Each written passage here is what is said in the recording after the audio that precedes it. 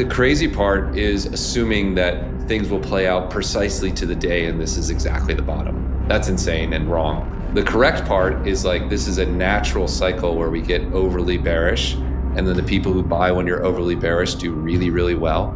This is just a moment where the news is really good and the vibes are really bad, and that disconnect is potential profit. And that's why Ryan and I are so excited. Matt Hougan grounds much of his analysis in behavioral finance, particularly anchoring bias. When investors latch onto a single narrative, price weakness, negative ETF flows, stalled stablecoin supply, it becomes extraordinarily difficult to see anything else. In bear markets, this bias intensifies into something almost evolutionary. When people feel under threat, they focus exclusively on immediate danger. Risk dominates perception, and positive developments become cognitively invisible. This is why, Hougan argues, markets routinely misprice assets at extremes. The good news does not disappear during downturns. It simply stops being processed. And in crypto today, the disconnect between perception and reality has rarely been wider. Please take a little time to like this video, subscribe to the channel, and turn on post notifications for more videos like this. You can also check out our other videos on cryptocurrencies and the overall digital asset space, and drop your comments and observations in the comments section below. Everything you do helps with the YouTube algorithm and immensely contributes to the channel's growth. Thanks and enjoy the video. Look, the reason crypto is down is because people who held Bitcoin at the start of 2025 sold it. That's it.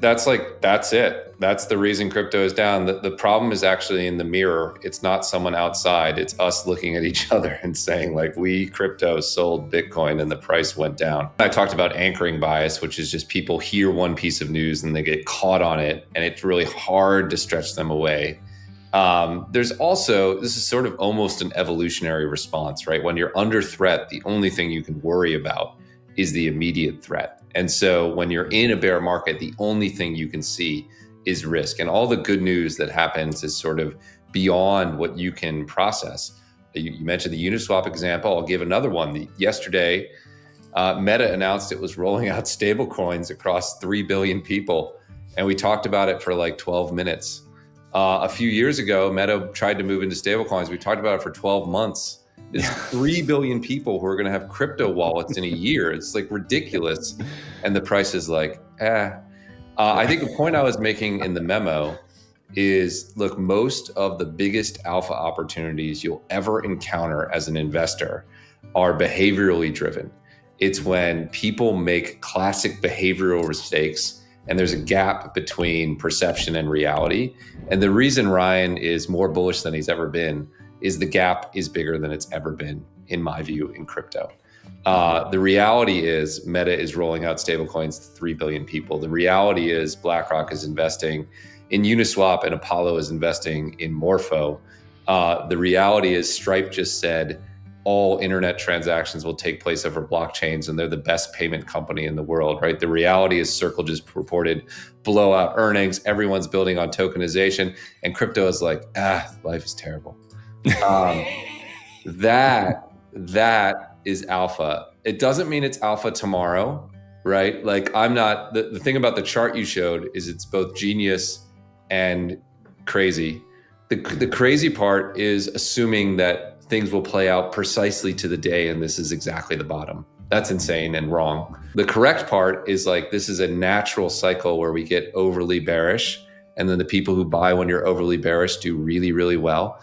This is just a moment where the news is really good and the vibes are really bad, and that disconnect is potential profit. And that's why Ryan and I are so excited. It always takes longer and then is bigger than you think. Those are the two things that are inherently true. Stablecoins will gain traction in the areas that are not best served by the traditional finance system first. That's what we're seeing in the crypto markets, in offshore transactions, in countries with poor currencies, et cetera, long before we use them here in the dollar. But in the US to replace like standard dollars. But I do think it's going to happen faster than the market expects. And the primary catalysts, certainly the Genius Act going into effect in a handful of months will be a major catalyst. I think this agentic idea is a major catalyst. So yeah, it always takes longer, but it always ends up bigger than you think. I think that is the fair way to think about it. I think I'm more bullish than ever on where we're headed in terms of price action for Bitcoin and for crypto. There's so much positive news, yet it's not reflected in the price. And I think that creates a tremendous opportunity for investors.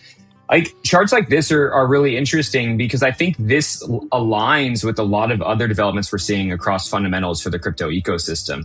And if you think about where we're at in this downturn, we have seen a stall out in stablecoin supply. We've seen negative ETF flows week over week over week over week. We've obviously seen prices draw down significantly from all-time highs. Calls for Bitcoin being dead are everywhere. The attention is turned to AI and other areas of the investable market. And then you start to look at, well, how long has this drawdown really been happening? Or like, where's a pattern exist from prior cycles? Because it's starting to very much feel like a prior cycle. We're seeing, bodies surface from the October 10 flash crash. That feels a lot like moments in 2022. So I feel like this is a reminder that we've been in this cycle for a while. These cycles often repeat themselves, and that another sign that we are likely near the bottom of this bear, and we're excited for the recoil that we'll see once we turn positive. It's a grind higher, I would say, and the cycles get less dramatic as we grind higher, but the road from 20K to 65K to 125K was never going to be straight up. It's never going to be straight up to 250, 500, a million. You're going to have these boom with bust, boom, bust, but I believe they'll be more muted, both in terms of the upside and downside. And so that's why we talk about this grind higher that is driven by different forces today than it was 4 years ago. And even though it can look similar, there could be different forces behind what's happening. And I think that's why it's important to look at fundamental metrics like liquidity across the ecosystem, demand versus supply for a lot of these assets whose price is driven by that. And then other narrative drivers like regulatory adoption and the growth of investment in stablecoins and tokenization. Like, there's so many positive things happening that while the cycles can look similar in nature when you zoom out, I think there's fundamentally different things driving them. Hougan is candidly uncertain. He describes the odds of major crypto legislation passing as roughly a coin flip. Prediction markets are slightly more optimistic than he is, but he emphasizes that political dynamics, not technical merit, will determine the outcome. Concerns about midterm elections, lobbying optics, and partisan conflict remain powerful obstacles. Still, if forced to choose, Hougan would cautiously bet on progress rather than paralysis. Hougan closes by forcefully debunking a popular conspiracy theory involving Jane Street, Bitcoin ETF, and alleged price manipulation. Drawing on his background as former CEO of ETF.com, he states unequivocally that claims of ETF-driven 10 a.m. dumps are structurally impossible given how ETF actually function. He separates this from other unresolved questions, such as whether sophisticated traders can exploit visible leverage and liquidation levels in crypto markets. You're seeing this in other parts of the market, right? So in July of last year, the SEC chair said, I wish there were super apps that combine stocks, bonds, prediction markets, futures, etc. And now Coinbase has turned on stock trading, right? So regulators act, people listen. The chair of the CFTC said prediction markets are okay. And now the CME is building prediction markets. And these are going to be multi-trillion-dollar markets. The chair of the SEC also said everything will be tokenized, and everything will be tokenized, right? Like every fact points to say something, it happens in the real world. So I really think it's going to happen. And I don't think people have contemplated the scale of it yet. So it's a dominant player. I have this thesis on equities like Circle and Coinbase, which is they have this unique advantage that the regulatory environment was so hostile that the period where natural competitors would build up in their markets never happened. So there's no reason that Coinbase should have the market share it has. The reason it has the market share it has is well-funded competitors were hard to come by. You had Kraken, which is doing exceptionally well now and gaining share, but it has a far larger position than it should, right? It should have been like the brokerage market where there was Schwab and Fidelity and Interactive Brokers and E-Trade and all these other people competing for share. And that didn't happen for Coinbase, and it didn't happen in stablecoins for Circle. So it has a lead that is bigger than it should. And I suspect it's going to be able to sustain a big chunk of that lead, even as other competitors come into the market. So yeah, I think it has this embedded regulatory moat that it shouldn't have, but it does, and it's pressing that advantage, and it looks like it's going to stay ahead to me. But my guess is they'll use third-party stablecoins at this point. That makes sense. And if they did, then no, right? Effectively, no. They're probably better off in the current regulatory environment using a third-party stablecoin and sharing yield from distribution. That's almost the way regulators are driving the world, is to create these partnerships. And so that's probably what you're going to see, because regulation is important, right? Coinbase offers yield. If it had its own stablecoin, it couldn't. That's weird, but regulation does weird things to the world, right? So that is what the world is telling you it wants this ecosystem to look like. That's probably good for Circle, and it means that's going to see the experimentation that you see by these firms. Matt, what's the latest on Clarity? It's a coin flip still. Look, the prediction markets are slightly more bullish than I am. I think it's like strictly a coin flip. And depending on which prediction market you use, it will tell you it's slightly better than a coin flip. But I don't know. I think coin flip is the best estimate. Look, it sounds like we're getting closer to a solution on yield. I think this will really come down to Democrats and Donald Trump hatred, and whether that deep sixes the Clarity Act versus fear of the crypto lobbying effect in the midterms, and what happened to Sherrod Brown happening to other people. I think that's actually where the rubber will meet the road. I guess if I had to choose, I take the over and say it passes, but I do think it's pretty close to a coin flip at this point. I think the Jane Street story has to be fractured into multiple different parts if you want to dig into it. So there's the Terra Luna question, right? Terra Luna was doomed from the start. There's a reason Bitwise never put it in our index, right? It was doomed from the start.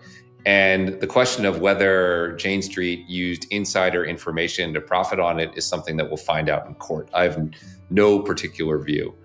The question of whether there is some weird magical arbitrage between Jane Street and how ETFs are created and a 10 a.m. dump just has no actual logical path if you know how ETFs function. There's literally no way for Jane Street to profit in the ETF market because they're dumping. I've seen so many terrible takes that are just not backed by how ETFs work. I was CEO of ETF.com, so that story is untrue. The question in the middle is, did Jane Street ever look at leverage markets and create a cascade of liquidations to put the price? That's a broader question in crypto, right? A lot of people have said forever that the fact that you can see the leverage liquidation levels in the market causes some people to create cascades in those markets I don't know. But the latest iteration that there is this weird nexus between Jane Street ETFs and a 10 a.m. dump that we only found out about after the fact, that one is just false. So these other two, I don't know, but that one is just false. He notes that projects like Terra Luna were structurally flawed from inception. One reason Bitwise never included them in its index products. Matt Hougan's thesis can be distilled into a single sentence. When the news is overwhelmingly good and the vibes are overwhelmingly bad, long-term opportunity is usually being created. Crypto markets today are gripped by pessimism, fatigue, and short-term thinking. Yet beneath that surface, adoption is accelerating, regulation is clarifying, infrastructure is strengthening, and institutional capital is embedding itself deeper into the system. This disconnect does not guarantee immediate gains. It does not mark a perfect bottom. But it does define the conditions under which durable wealth has historically been built.